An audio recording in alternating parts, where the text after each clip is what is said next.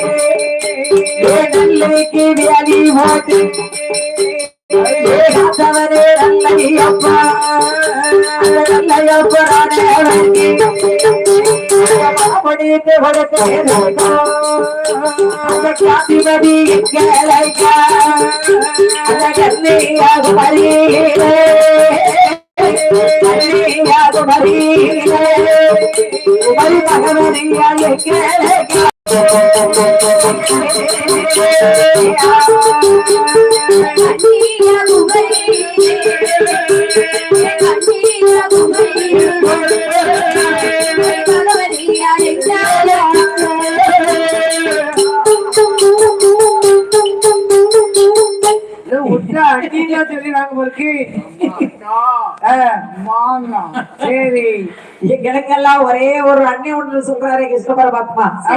அந்த அண்ணன் தானே வேஷத்துல வந்து நிக்கிறாரு. கண்ணன் தானே அவரு எல்லாருக்கே பட்டுதான் பேசுறாரு. நிக்கா நடிக்கா எல்லா வளைதான். காலே கோலம் போடுதான். நயத்தை கடிச்சு பிச்சுட்டான். சரி பெண்ணை கண்டவுடன் பேதவை கொண்டான் வல்லரக்கன். பெருமாள் சொல்றாரு, வல்லரக்கா நான் ஒரு பெண்ணோ நாட்டுக்கு வரமானார் அதோ தப்ப குளத்துல போய் குளிச்சுட்டு வாழ்ந்தாரு பெருமாள். பாவி பெண்ணைக்காக ஆசைப்பட்டு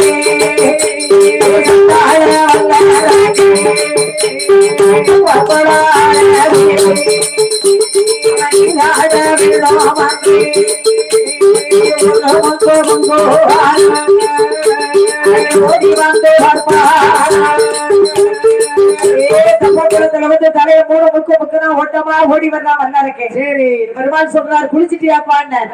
குளிச்சுட்டேன் அப்பதே குளிச்சுட்டேன். போய் குளிச்சுட்டேன் அடிச்சா உட கொடுத்தான். சரி இன்னும் வெட்ட வேண்டியதான். ஆமா இன்னும் வேற வேலை இல்லை கொடுத்தாச்சா. வல்லாருக்கா சத்தியங்கள் பேர் சொன்ன ஞாபகம் இருக்கிறதா? சரி சொல்லு பெண்ணை எப்ப வேணும் எப்படி வேணும்னு கேட்டான். எந்த நேரத்துல வேணும் எப்ப வேணும் எனக்கு சத்தியம். என் நாடு ராட்சி அவற்றையும் உனக்கே தந்த இப்படி ஒரு சத்தியம்.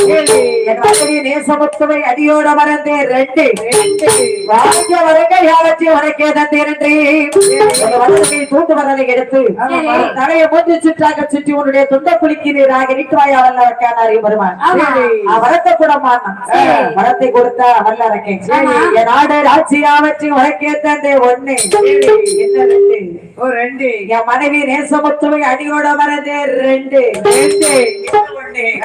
நான் வாங்கிய வரகழியாவற்றையும் உனக்கே தந்தேன் என்று சொல்லி வல்லரக்கன் வலது கை தூண்டு வரலை எடுத்தவன் தலையை மூன்று சுற்றாக சுற்றி அவன் தொண்ட குளிக்கு நேராக நின்றார்.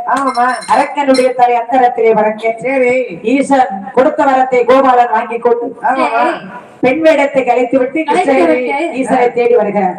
வைத்துராகி சூறாவாங்க சொல்லுங்க.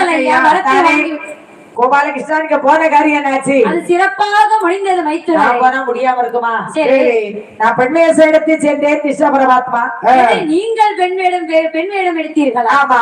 சரி என்னை பார்த்து மயங்கி அரக்கன் வரத்தை கொடுத்து விட்டான் மைத்துனர். உங்களை பார்த்து மயங்கி அரக்கன் வரத்தை கொடுத்து விட்டான். ஓ மைத்துராகீஸ்வரா சொல்லுங்கள் அத்தானே. இது சொல்ல சிரிப்பா